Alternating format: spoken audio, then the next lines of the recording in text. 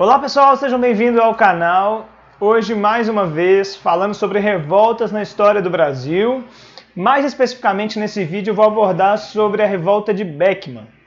Mas antes de começar a falar sobre as revoltas e sobre a revolta de Beckman, já quero pedir para você deixar aqui embaixo o seu like, seguir aí o canal, clicar para ficar por dentro de todas as novidades, né? Clicar no sininho para receber as notificações do YouTube e manda também o vídeo para aquele seu amigo que está estudando também, ajudar a crescer aqui a rede de apoiadores do canal, beleza? Para quem tem também lá a rede no Instagram, procura a gente lá, @humanista1, é um espaço muito bom para a gente trocar uma ideia. Vamos lá! A gente estava dizendo nos vídeos anteriores, se você não viu, volta lá nas primeiras revoltas que eu tratei da história do Brasil. Nesses vídeos a gente falou um pouco sobre as revoltas, as resistências dos indígenas, né, no início da colonização, e também dos negros, escravizados, africanos que vieram para o Brasil e resistiram bravamente em vários quilombos, especialmente no Quilombo dos Palmares.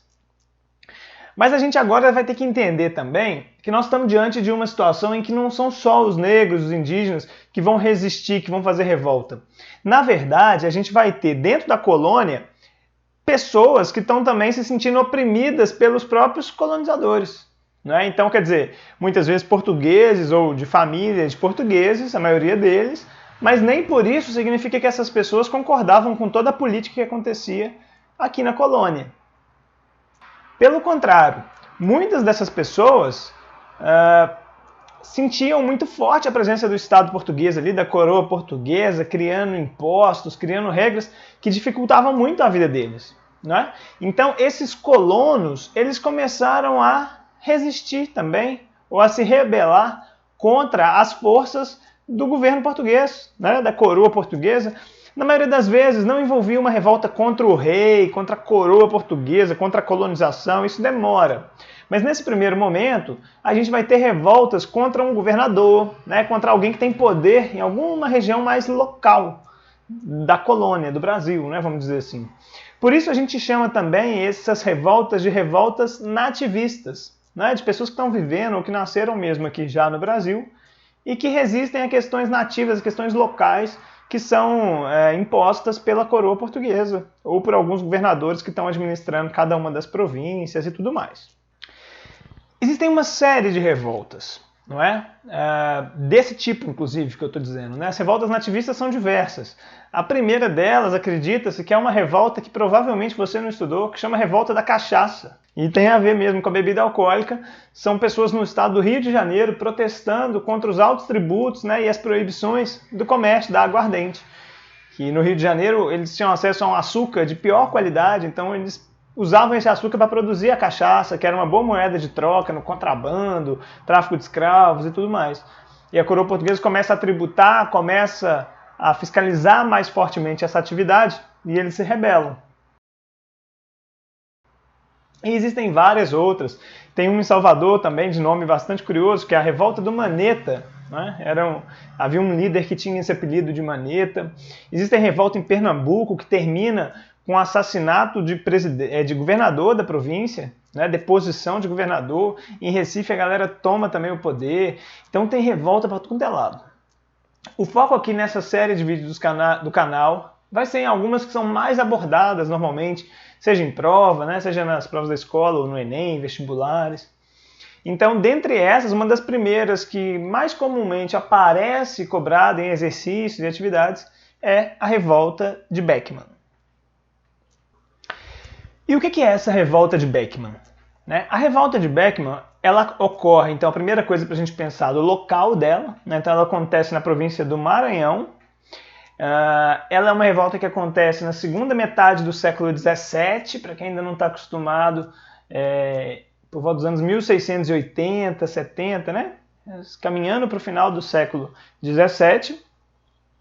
E é uma revolta de nativos e especialmente liderada por dois irmãos, Tomás e Manuel Beckman. Por isso, revolta de Beckman, ou dos Beckman. Né? São dois irmãos, parte, digamos, até de uma elite mesmo colonial. Né? Ser advogado até hoje é muito difícil, imagina nessa época. E o outro irmão, dono de engenho. Então é uma família de boas condições, mas que está insatisfeita com algumas questões locais, né? Com algumas determinações da coroa. E envolve o quê? aí a gente tem que lembrar um pouco também do contexto. O que tinha acontecido durante uma parte ali do século XVII?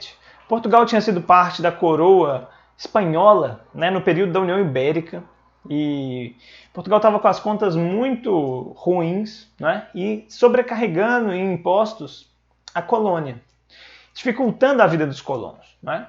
E uma das coisas que foram feitas pelos portugueses foi a criação de uma companhia de comércio, né, a Companhia de Comércio do Maranhão. O que essa companhia fazia?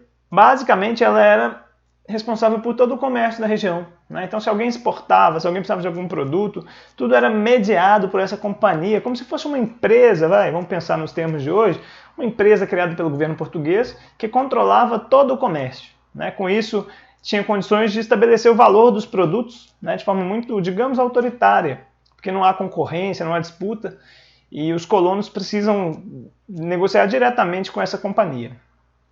Fora isso, já havia acontecido também uma carta régia que dificultava a escravização dos indígenas. Então, os jesuítas, eles se colocavam numa situação de preservar os indígenas da escravidão. Nós já falamos também um pouco sobre isso em vídeos anteriores, depois vocês voltem lá se tiverem dúvida. Mas o fato é que esses colonos, né, embora membros de uma elite, eles vinham enfrentando dificuldades dentro da colônia.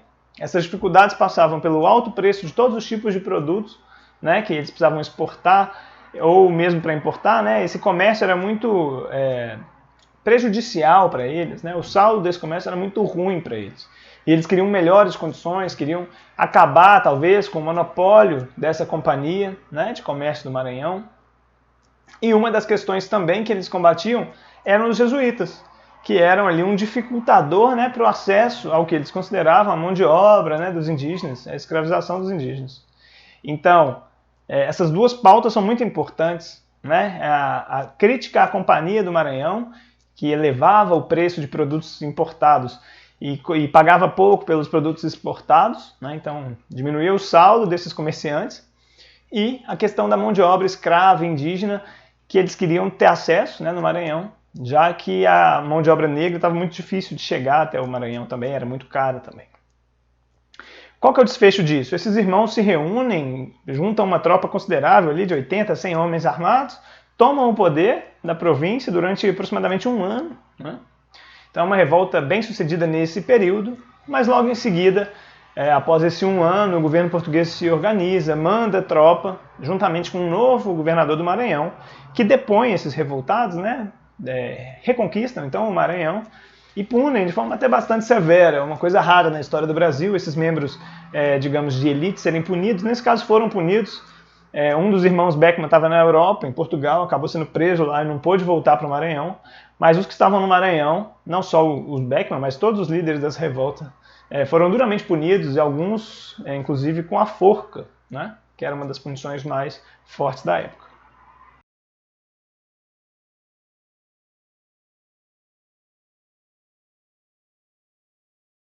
Revoltas como essa, como eu disse, vão ser muito constantes, né, durante a história colonial brasileira, e elas vão avançando, né, progressivamente vão incorporando pautas, né, e começando a propor mudanças mais profundas. Mas até o momento as propostas são bem pontuais. Não é fim da companhia de comércio, fim de uma taxa, de um imposto, são questões mais locais. Por isso a gente chama essas revoltas de nativistas. Beleza, gente? Depois nós vamos dar continuidade nessa série de vídeos. Vou pedir para você, se não deu ainda, deixa o like, segue o canal, compartilha aí com os amigos, deixa comentário aqui embaixo, sugestão de tema. Estou aberto aí para ouvir o que vocês vão comentar, beleza? É isso, pessoal. Um abraço e bons estudos.